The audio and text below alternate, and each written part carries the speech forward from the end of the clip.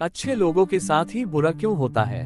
आज हम आपको बताएंगे कि आखिर अच्छे लोगों के साथ हमेशा बुरा ही क्यों होता है, जिसका वर्णन भागवत गीता में भगवान कृष्ण ने विस्तार से किया है। मित्रों, आपने भी देखा या फिर महसूस किया होगा कि आपके आसपास धर्म, कर्म और पूजा पाठ में लीन रहने वाले लोगों की जिंदगी खुशहाल नहीं होती जितने की दुष्ट और अधर्मी लोगों की होती है। और ये सब देखकर आपके के भी मन में कभी ना कभी ये सवाल जरूर उठा होगा कि आखिर अच्छे लोगों के साथ बुरा क्यों होता है।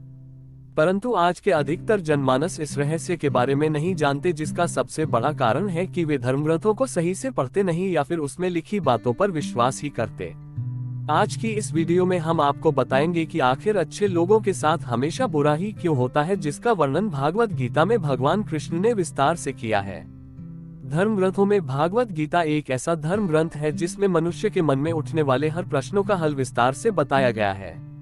भागवत गीता में वर्णित कथा के अनुसार अर्जुन के मन में जब भी कोई दुविधा उत्पन्न होती थी, वो उसके समाधान के लिए श्री कृष्ण के पास पहुंच जाते थे। एक दिन की बात है, अर्जुन भगवान श्री कृष्ण के पास आए, उनसे बोले, हे वासुदेव, मुझे एक दुविधा ने घेर रखा है और इसका समाधान आप ही बता सकते हैं। तब श्री कृष्ण ने अर्जुन से कहा, हे धनंजय, अपने मन की दुविधा विस्तार से बताओ, तब मैं तुम्हें उसका हल बताऊंगा।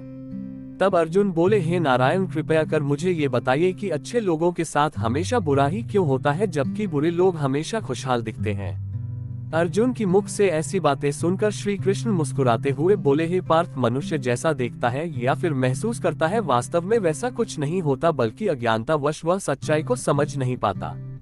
श्री कृष्ण की बातें सुनकर अर्जुन हैरान हो गए और बोले, हे नारायण, आप क्या कहना चाहते हैं, मेरी समझ में नहीं आया।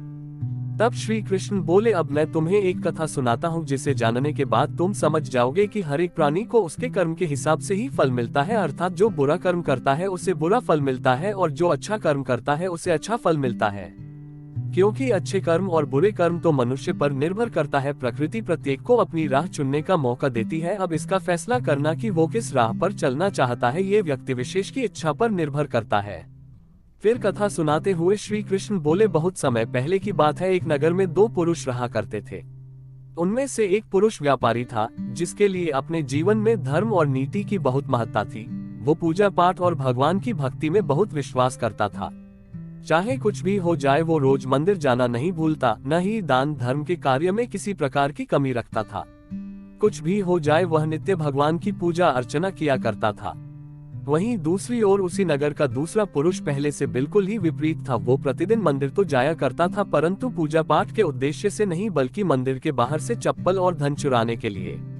उसे दान धर्म, न्याय, नीति किसी से भी कुछ लेना देना नहीं था। इतना ही, वह मंदिर जाकर वहां की हाँ भी चुरा लिया करता था।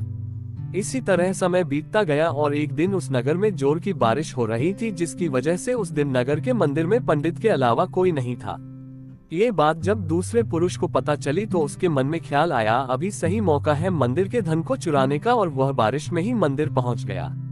मंदिर पहुंचकर उस बुरे व्यक्ति ने पंडित से नजर बचाते हुए मंदिर में मौजूद सारे धन और जेवरात चुरा लिया और बड़ी प्रसन्नता से वहां से निकल गया।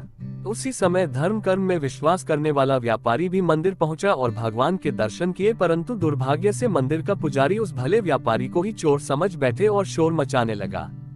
शोर सुनकर मंदिर में लोगों की भीड़ जमा हो गई और सभी लोग उस भले व्यापारी को ही चोर समझ बैठे और उसे अपमानित करने लगे।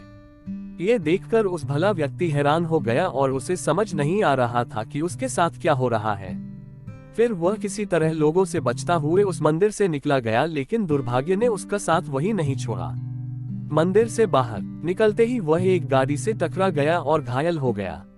फिर वह व्यापारी लंगड़ाते हुए घर को जाने लगा। तभी रास्ते में उसकी मुलाकात उस दुष्ट व्यक्ति से हुई जिसने मंदिर का धन चोरी किया था। वह झूमता नाचता हुआ जोर जोर से बोलते हुए जा रहा था कि आज तो मेरी स्मृति चमक गई, एक साथ वो भी इतना सारा धन मिल गया। जब व्यापारी ने उस दुष्ट आदमी की ये बात सुनी तो उसे बहुत हैरानी हुई और क्रोधित हो उसने अपने घर जाते ही भगवान की सारी फोटो निकाल कर फेंक दी और भगवान से नाराज होते हुए अपना जीवन व्यतीत करने लगा। कुछ समय पश्चात दोनों ही व्यक्तियों की मृत्यु हो गई और दोनों यमराज की सभा में पहुंचे। उस व्यापारी ने अपने बगल में उस दुष्ट व्यक्ति को खड़ा देख क्रोधित स्वर में यमराज से पूछ ही लिया कि मैं तो हमेशा अच्छे कर्म करता था, पूजा पाठ दान धर्म में विश्वास रखता था, जिसके बदले मुझे पूरे जीवन भर सिर्फ अपमान और दर्द ही मिला, और इस अधर्म करने वाले पापी व्यक्ति को नोटों से भरी पोटली। आखिर क्यों? इस पर यमराज ने उस व्यापारी को बताया कि पुत्र तुम गलत सोच रहे हो। जिस दिन तुम्हें गाड़ी से टक्कर लगी थी वास्तव में उस दिन तुम्हारे जीवन का आखिरी दिन था, परंतु तुम्हारे किए गए अच्छे कर्मों के कारण ही तुम्हारी मृत्यु एक छोटी सी चोट में परिवर्तित हो गई। और इस दुष्ट व्यक्ति के बारे में जानना चाहते हो तो पुत्र, दरअसल इसके भाग्य में राजयोग था जो कि इसके दुष्कर्म और अधर्म के कारण एक छोटे से धन की पोटली में परिवर्तित हो गया। श्री कृष्ण अर्जुन को ये कथा सुनाने के बाद कहते हैं, पार्थ क्या तुम्हें अब तुम्हारे प्रश्न का उत्तर मिल पाया? ऐसा सोचना कि भगवान लोगों के अच्छे कर्मों को नजरअंदाज कर रहा है, ये बिल्कुल भी सत्य नहीं है। भगवान हमें क्या किस रूप में दे रहा है ये मनुष्य की समझ में नहीं आता है। लेकिन अगर आप अच्छे कर्म करते हैं तो भगवान की कृपा सदैव आप पर बनी रहती है। तो मित्रों, इस कहानी से ये पता लगता है कि आपको कभी भी अपने कर्मों को बदलना नहीं चाहिए, क्योंकि आपके कर्मों का फल आपको इसी जीवन में मिलता है, बस आपको उसका पता नहीं चलता। इसलिए मित्रों, मनुष्यों को चाहिए कि वह हमेशा अपने जीवन में अच्छे कर्म करता रहे, क्योंकि श्री कृष्ण ने ही गीता में भी बताया है कि किसी के द्वारा किया गया कर्म बेकार नहीं जाता, भले ही कर्म अच्छा हो या फिर बुरा। तो मित्रों, आशा करता हूँ कि आप भी आज से इस कथा का अनुसरण करेंगे।